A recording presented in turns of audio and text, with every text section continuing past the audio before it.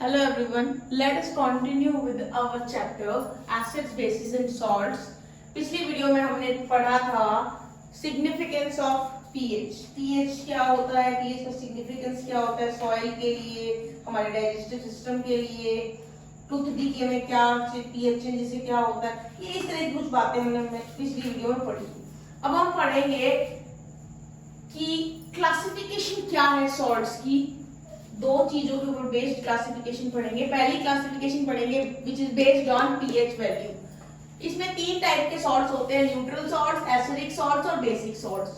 Neutral salts क्या होते हैं, नाम से पता चल रहा है ये न्यूट्रल होते हैं। ये वो सॉल्ट सॉल्यूशन है जो स्ट्रॉन्ग एसिड और स्ट्रॉन्ग बेसिस से बनते हैं और न्यूट्रल होते हैं। पीएच वैल्यू इनकी 7 होती है। एग्जांपल है NaCl, KCl, NaNO3, Na2, SO4 etcetera. फिर आपके आ जाते हैं एसिडिक सॉल्ट्स। नाम से पता चल रहा है कि एसिड है, ये वाला पॉइंट मैं आपको इस तरह के पॉइंट में पहले भी बता चुकी हूँ। एसिडिक सॉल्ट्स मतलब आपका एसिड स्ट्रॉन्ग है और बेस वीक है। तो ये सॉल्ट सॉल्यूशन जो होते हैं वो स्ट्रॉन्ग एसिड और वीक बेसिस से बनते हैं। एसिडिक होते हैं, पीएच होता है 7 से कम। एग्जांपल है जैसे कि NH4Cl। NH4Cl कैसे बनता है, NH4Cl बनता है बेस NH4OH और एसिड H2SO4 से। यहाँ पर बेस NH4OH एक वीक बेस है और एसिड H2SO4 एक स्ट्रॉन्ग एसिड है। तो इस तरह से यहाँ वीक बेस और स्ट्रॉन्ग एसिड से यहाँ पे आपका एसिडिक सॉल्ट बनता है। फिर आपके बेसिक सॉल्ट्स आ जाते हैं। बेसिक सॉल्ट्स जो होते हैं वो सॉल्ट सॉल्यूशन होते हैं वीक एसिड और स्ट्रॉन्ग बेसिस के। तो ये बेसिक नेचर के हैं और इनका पीएच है 7 से ज्यादा। जैसे कि एग्जांपल Na2CO3 है। Na2CO3 बेस NaOH से बनता है और एसिड H2CO3 से बनता है। यहाँ जो ये बेस है NaOH ये एक स्ट्रॉन्ग बेस है और ये एसिड H2CO3 एक ये वीक एसिड है। तो इसके कॉम्बिनेशन से जो सॉल्ट बना है ये एक स्ट्रॉन्ग बेस की वजह से बेसिक सॉल्ट बना है। नेक्स्ट क्लासिफिकेशन है based on the family of salt, salt की फैमिलीज से। जैसे कि सॉल्ट्स है NaCl, NaNO3, Na2SO4, इनमें क्या कॉमन है, सोडियम। तो ये बिलोंग किसको करेंगे, सोडियम फैमिली को बिलोंग करेंगे और इनको हम कहेंगे सोडियम सॉल्ट्स। फिर आपके सॉल्ट्स है जैसे कि NH4Cl, KCl, MgCl2, क्या कॉमन है इसमें, क्लोरीन। तो ये क्लोरीन फैमिली को बिलोंग करेंगे और कहलाएंगे क्लोराइड सॉल्ट्स। ऐसे नाइट्रेट फैमिली के सॉल्ट्स ये हैं, पोटेशियम फैमिली के सॉल्ट्स ये हैं और नीचे जो लिखे हैं वो है सल्फेट फैमिली के। ये सॉल्ट्स आपको पता होना चाहिए, ये फैमिली के हिसाब से है। तो दो क्लासिफिकेशन हमने की है सॉल्ट्स की। पहली क्लासिफिकेशन पीएच पे बेस्ड थी जिसमें है acidic salts, basic salts and neutral salts. Then second classification was based on the family of salts. जिसमें हमने पढ़े nitrate family, potassium family, sulphate family, chloride family and sodium family. Now we are going to do chemicals from common salt. Common salt से obtain होने वाले कुछ chemicals अभी हम पढ़ेंगे, लेकिन उससे पहले थोड़ी सी introduction पढ़ लेते हैं common salt की। क्या होता है common salt? Common salt जो होता है वो कैसे बनता है, वो बनता है कॉम्बिनेशन से हाइड्रोक्लोरिक एसिड और सोडियम हाइड्रोक्साइड, NaOH के रिएक्शन से सोडियम क्लोराइड बनता है। मींस ये भी एक स्ट्रॉन्ग एसिड है, सोडियम हाइड्रोक्साइड एक स्ट्रॉन्ग बेस है, उससे आपका NaCl सॉल्ट मिलता है जो कि एक न्यूट्रल सॉल्ट है। जो सी वाटर है, समुद्र का पानी, ये सबसे मेजर, सबसे बड़ा सोर्स है सोडियम क्लोराइड का, आपके कॉमन सॉल्ट का।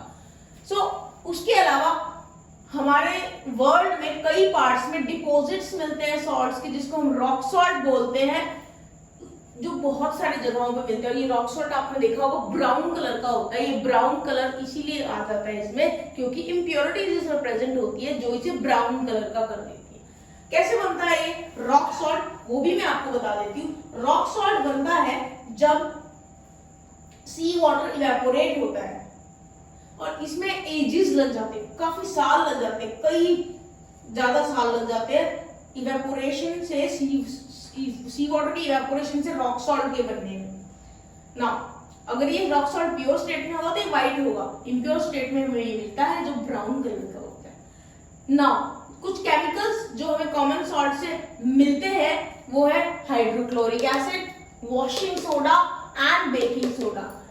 इलेक्ट्रोलिसिस के जब हम कंसंट्रेटेड सॉल्ट सॉल्यूशन जिसको हम ब्राइन बोलते हैं, इसका इलेक्ट्रोलिसिस करते हैं तो हमें सोडियम हाइड्रोक्साइड, क्लोरीन और हाइड्रोजन मिलते हैं। कुछ यूजेस कर लेते हैं कॉमन सॉल्ट के। वॉशिंग सोडा के मैन्युफैक्चर में काम आता है, लेदर इंडस्ट्री में लेदर टैनिंग के काम आता है, NaOH, H2O, Cl2 बनाने के काम आता है इलेक्ट्रोलिसिस प्रोसेस से।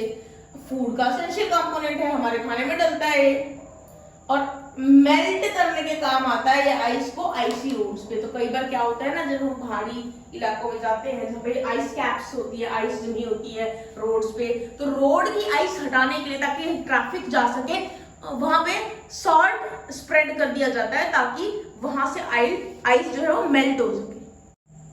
सबसे पहला केमिकल जो हम पढ़ेंगे कॉमन सॉल्ट से जो बनता है वो है सोडियम हाइड्रोक्साइड, जिसको हम कास्टिक सोडा भी बोलते हैं। ये बहुत ही स्ट्रॉन्ग बेस है।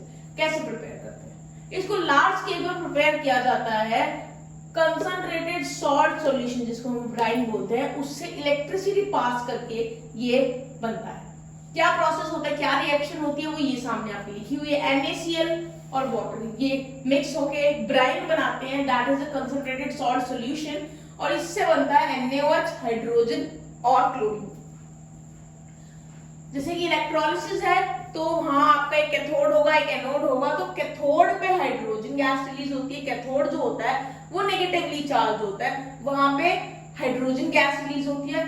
और जो एनोड है वहां पे क्लोरीन गैस रिलीज होती है, एनोड यहाँ पे पॉजिटिवली चार्ज होता है। सो ये जो प्रोसेस है, ये जिसमें रिएक्शन हो रही है, इसे हम क्लोर एल्कली प्रोसेस बोलते हैं। क्यों? क्योंकि जो इसमें प्रोडक्ट्स है उसमें क्लोर जो स्टैंड करता है वो क्लोरीन के लिए करता है, और एल्कली मतलब NaOH। यहाँ मैंने यूजेस लिखे क्लोरीन के, हाइड्रोजन के और NaOH के। तो देखते हैं, क्लोरीन वाटर की स्टरलाइजिंग करने के यूज में आता है, आपको ऑलरेडी पता है। एज अ डिसइंफेक्टेंट यूज होता है पानी के लिए। PVC poly vinyl chloride, CFC chlorofluorocarbon, CFCl3 chloroform, इनके मैन्युफैक्चर के लिए क्लोरीन यूज होता है। ब्लीचिंग पाउडर बनाने के लिए क्लोरीन यूज होता है। पेस्टिसाइड्स और डिसइंफेक्टेंट्स को बनाने के लिए भी क्लोरीन का यूज किया जाता है। फिर हम करेंगे हाइड्रोजन के यूजेस। वेजिटेबल ऑयल्स या एडिबल ऑयल्स जो हम बोलते हैं, उनकी हाइड्रोजनेशन करने के काम आता है। अमोनिया के मैन्युफैक्चर में काम आता है। रॉकेट फ्यूल, रॉकेट को लॉन्च करने के लिए जो फ्यूल चाहिए होता है उसमें ऑक्सीजन और हाइड्रोजन चाहिए होती है। तो रॉकेट फ्यूल में हाइड्रोजन लिक्विफाइड फॉर्म में यूज होता है एज अ फ्यूल रॉकेट में। हाइड्रोक्लोरिक एसिड, HCl की प्रिपरेशन में हाइड्रोजन काम आता है। फिर आ जाते हैं NaOH। NaOH एक बहुत इंपॉर्टेंट इंडस्ट्री के लिए, इंपॉर्टेंट है इंडस्ट्रीज के लिए, क्योंकि मैन्युफैक्चर में काम आता है बहुत सारी चीजों के लिए, जैसे कि soap, detergent, paper, rayon artificial silk को बोलते हैं, इसमें काम आता है। पेट्रोलियम की रिफाइनिंग में भी NaOH काम आता है। उसके अलावा मशीन को क्लीन करने में और मेटल शीट्स को क्लीन करने में भी NaOH काम करता है, और लैब में तो इसका बहुत यूज होता है, बहुत सारे रिएक्शंस में ये काम आता है।